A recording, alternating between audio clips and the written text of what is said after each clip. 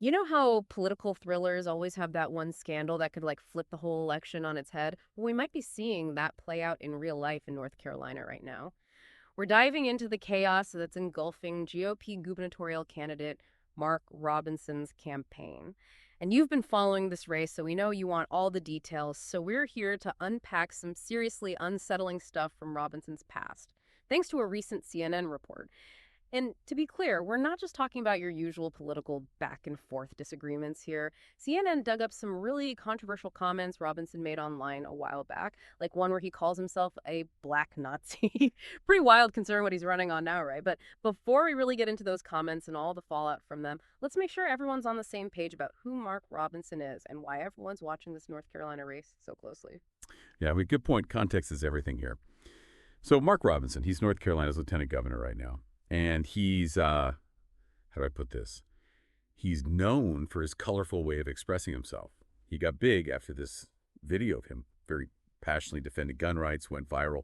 And he's really made a name for himself by being a very vocal, sometimes even provocative figure in the state. And now, the North Carolina gubernatorial race, that's always a big one. It's a swing state, always has these super close races. This year is no different. But it feels like the stakes are even higher this time, you know? This election could affect everything national policy, even the 2024 presidential election. That's why everyone and their mother is glued to this thing. All right, so we've got a tight race in a state that could really swing things. We've got a candidate who's known for pushing the envelope, and then boom, CNN drops this bomb about Robinson's past. And I'm telling you, it's not just some off-color jokes. CNN found this post where Robinson calls himself, get this, a peeping Tom as a teenager. And that's just one example. It's a completely different picture than he's trying to paint now on the campaign trail. I mean, it's one thing for stuff to come out during a campaign that's practically expected at this point, but these comments, they're just shocking. How often do you see this kind of disconnect between a candidate's past and their present? Yeah, this is not your run-of-the-mill political scandal, that's for sure. We're talking about comments that are really offensive to a lot of people, and they go directly against everything he's saying he stands for now. And on top of that, these comments were just out there online for anyone to see. It makes you wonder what he was thinking, Yeah. especially with him wanting to be governor and all. Yeah, it's a good reminder that we're living in a different world now. What you do online, it doesn't just go away. It can come back to bite you when you least expect it. And for politicians, I mean, they're always in the spotlight. So that digital trail, it's a double-edged sword for sure. And with Robinson, yeah, it feels like that sword just really came down hard and fast. Because right after CNN puts this report out, suddenly all these people are bailing from his campaign. And not just low-level staffers either. We're talking his campaign manager, his finance director. I mean, these are important positions. These are people who you wouldn't expect to jump ship unless things were really, really bad. So what's the deal here? Are people just disgusted by these comments, or is there some strategic maneuvering happening behind the scenes? Honestly, it's probably a little of both. I'm sure there are people on that campaign who were just done, Like they couldn't look themselves in the mirror knowing they were working for this guy after what he said. And that's understandable. Those are some serious allegations. But you got to remember, campaigns are all about strategy too. And seasoned campaign staffers, they're pretty good at reading the writing on the wall. They know that if they're associated with a campaign that's imploding, it could hurt their careers in the long run. So for some people, this might be a calculated risk, like, okay, it's time to jump off this sinking ship before it takes me down with it. And I imagine something like this mass resignation, it's got to have ripple effects, right? Like, what does this do to the campaign's morale? Are they going to be able to attract good people after this? What about fundraising? 100%. This is like a bomb going off. Suddenly, there's this perception that the campaign is a mess, nobody knows what's going on, and that's incredibly hard to come back from. Yeah. Donors, they start thinking twice, like, hold on, do I really want to give my money to this dumpster fire? People who might have wanted to work on the campaign, they're going to think, maybe not. I don't need this headache. And of course, all of this plays out in the media, right? Which just erodes public trust even more. And, speaking of how the public sees all of this, let's talk about how Robinson himself is handling this whole thing. The CNN report said he's completely denying these comments, calling them, and I quote, salacious tabloid lies. But then there's this other weird thing where the posts just, vanished right after the CNN report came out. Poof, gone. So what do you make of that? Is that just damage control, or is there something more going on here? It's hard to believe that's just a coincidence, right?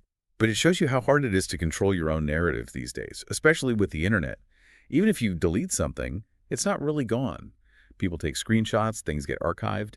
And there's always the chance someone saved a copy. Which kind of begs the question, in this day and age, can you actually get away with just denying things? That is the million-dollar question. And honestly, I think it really depends. We live in a time where everything is so polarized, right? So Robinson's base, those hardcore supporters, they might eat this up. They might see it as a political hit job, and it could actually make them even more fired up. But for those voters who are still on the fence or who are already skeptical of Robinson, a denial without any real explanation, it just doesn't really cut it anymore. In fact, it usually makes people even more suspicious. And this is where things get really interesting, because you can't talk about Mark Robinson without talking about, well, the Trump factor. Robinson's been a big Trump guy, right? Even based his campaign on Trump's style. And Trump's returned the favor. Even calling Robinson, get this, Martin Luther King on steroids. Yeah. But here's where things get a little strange. The CNN article, it mentioned that Robinson was MIA from Trump's rally in North Carolina recently, which is weird, right? Because you'd think someone in his position would be front and center at a thing like that. So what does it mean that Trump hasn't said a peep about all of this? Is even Trump starting to think Robinson's toxic? It's certainly something to think about. Trump's got this sense for when public opinion is turning, and he has no problem cutting people loose if he thinks they're bad for him. Remember, this is a guy who values loyalty, but only if it works in his favor. And this whole situation puts Trump in a tough spot. Think about it. Robinson's base, a lot of them are Trump supporters too. So if Trump throws Robinson under the bus, he risks losing those voters. But at the same time, if he's too chummy with someone who's drowning in scandal, especially one as messy as this, it could turn off those moderate voters Trump really needs if he wants to win in 2024. So yeah, he's walking a tightrope for sure. And whatever he decides to do, it could have repercussions way beyond North Carolina. Okay, so we've covered a lot here, but the big question is, can Mark Robinson actually recover from this and win the governorship? Or is this scandal just too much to come back from? This is it, the ultimate test for Robinson. He's dealing with terrible press, chaos in his campaign, and now even his biggest ally might be jumping ship. But like they say, in politics you never really know. Things could change between now and November. Maybe Robinson figures out how to change the narrative, goes back to his main message. Maybe people forget all about this and move on. But to do that, he needs a better plan than just saying it's not true.